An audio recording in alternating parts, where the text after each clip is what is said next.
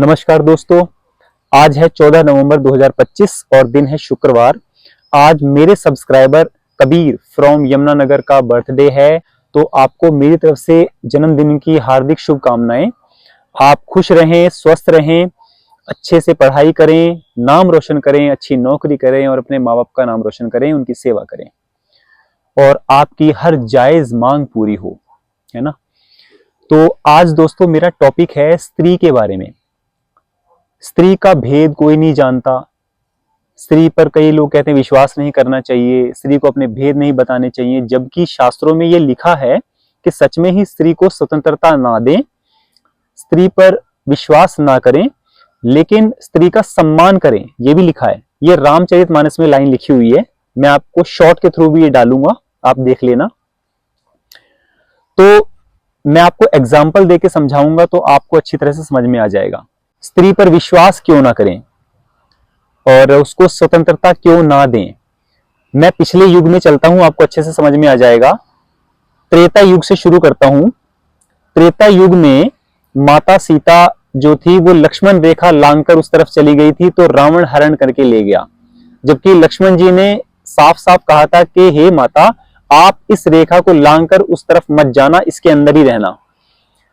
रावण का अपमान ना हो इसलिए वो भिक्षा देने के लिए जैसे ही लक्ष्मण रेखा को क्रॉस करती है, रावण उनका हरण करके ले जाता है।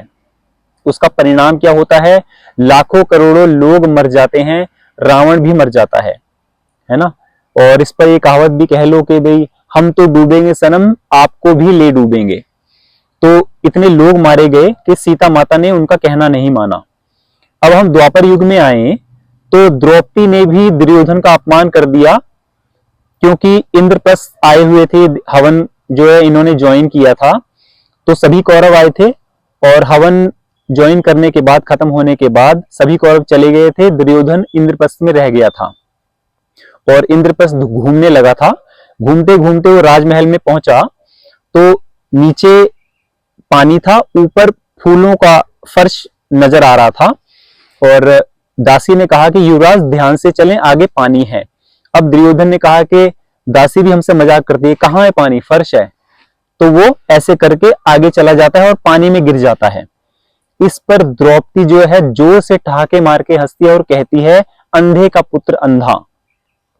तो द्रौपदी ने स्त्री की मर्यादा का उल्लंघन किया, जिससे दुर्योधन ने अपने दिल में, अपने मन में, अपने दिमाग में द्रौपदी के लिए दुश्मनी पैदा कर ली और इतने लोग मारे गए, द्रौपदी का वस्त्र हरण हुआ, पांडवों को भी गुलाम बनाया गया और इतना बड़ा युद्ध हुआ। बहुत से लोगों ने अपनी जान गंवा दी और ये सब इसलिए हुआ क्योंकि द्रौपदी ने जो था अपनी मर्यादा का उल्लंघन किया। अब हम कलयुग में आते हैं। कलयुग में भी स्त्री जो है वो घर की दहलीज से बाहर ही है। हमारे भारत के संविधान ने स्त्री को बहुत खुली छूट दे रखी है। जगह जगह आपको ये पढ़ने को मिल जाएगा कि बेटी बचाओ बेटी पढ़ाओ। मैं ये नहीं कहता कि बेटी मत बचाओ या मत पढ़ाओ, पढ़ाओ बचाओ, लेकिन मर्यादा में रखें, तो कलयुग का अंत ना हो, यहीं से सतयुग की शुरुआत हो जाएगी। लेकिन ऐसा है नहीं, क्योंकि कल्प का अंत है कलयुग। कलयुग तो खत्म होगा ही, प्रलय आनी ही आनी है और इसका कारण भी स्त्री ही है। जगह जगह आप देखेंगे कि गवर्नमेंट डिपार्टमेंट हो या प्राइवेट डिपार्टमेंट हो, स्त्री जो है बढ़ चढ़कर पुरुष के साथ कंधे से कंधा मिलाकर चल रही है, नौकरी कर रही है, पैसा कमा रही है और अभिमान के मद में चूर भी है। बहुत सी स्त्रियां ऐसी हैं जो पैसा कमा रही हैं और अभिमानी भी हैं। तो जो अभिमानी है वो घर तो है बर्बाद, और जो स्त्रियां पैसा कमाने के बाद भी मर्यादा में हैं, उस घर में बहुत खुशहाली है। ऐसा नहीं है कि खुशहाली नहीं है। तो शास्त्र कहते हैं कि स्त्री को स्वतंत्रता ना दें, स्त्री पर भरोसा ना करें, लेकिन स्त्री का सम्मान अवश्य करें, है ना। क्योंकि स्त्री किसी की बहू भी है, बेटी भी है, माँ भी है ना। तो स्त्री का सम्मान करें। और ये पॉइंट मैंने उठाया क्यों? क्योंकि प्रकृति और पुरुष में स्त्री का कहीं भी स्थान नहीं है। ग्रंथों में लिखा है कि प्रकृति और पुरुष में स्त्री कहीं भी नहीं है। भगवान शिव जो है, शिव पुराण के पार्वती खंड में मैंने पिछले ब्लॉग में बताया हुआ है कि भगवान शिव पार्वती से कहते हैं कि मैं प्रकृति से परे हूं, प्रकृति का नाश कर देता हूं, इसलिए स्त्री जाति से मेरा कोई प्रयोजन नहीं है, कोई मतलब नहीं है, मैं तपस्वी हूं, योगी हूं। स्त्री के नजदीक आने से तपस्या भंग होती है, नष्ट होती है। मेरा आज का टॉपिक इतना ही था।